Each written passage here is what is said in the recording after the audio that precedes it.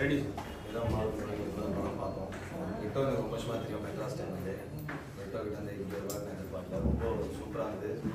ரொம்ப எமோஷனலாக கனெக்ட் ஆச்சு. நிறைய ரியல் லைஃப்பில் டே டு டே லைஃப் நிறைய பேர் ரொம்ப அசால்ட்டாக கடந்து போயிடுவோம். ஆனால் எல்லாருக்குள்ளேயுமே ஒரு கதைக்கு ஒரு லைஃப் இருக்குது. அதுக்கு எல்லாமே ரீசன் இருக்குது அப்படின்றது ரொம்ப அழகாக சூப்பராக நாலு கதைகள் சொல்லியிருக்காங்க.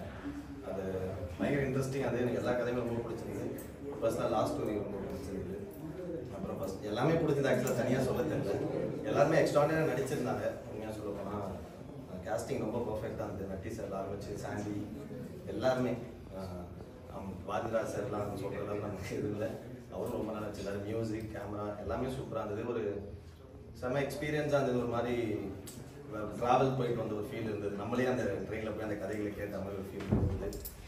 வெரி நைஸ் ஒர்க் விட்டோ. Very proud of you. ரொம்ப சந்தோஷம். ஆக்சுவலாக நானும் இதில் நடிக்கிறதாக மிஸ் பண்ணிட்டேன். ஒரு சில படங்கள் பார்க்கும்போது நம்ம ஒரு சின்ன பாட்டு அதை விட சந்தோஷமாக இருக்கலாம். அந்த மாதிரி தோணுச்சு. ரொம்ப நல்லா இருந்தது. Congrats to the team. கண்டிப்பாக எல்லாரும் பாருங்கள், சப்போர்ட் பண்ணுங்கள். கண்டிப்பாக ஒரு சூப்பரான ஒரு எக்ஸ்பீரியன்ஸாக இருக்கும். ஒரு டேக்காகவே இருக்கும் எல்லாருக்குமே. இந்த படம் பார்த்து முடியும்போது நம்மளை மாற்றிக்கிறதுக்கான ஒரு சில விஷயங்கள் தோணலாம். நம்ம சில பேர் ஜட்ஜ் பண்ணுற விஷயங்கள், பார்க்குற விதங்கள் எல்லாமே மாறதுக்கான வாய்ப்புகள் உள்ளது. கண்டிப்பாக பாருங்கள், சப்போர்ட் பண்ணுங்கள். Thank you so much.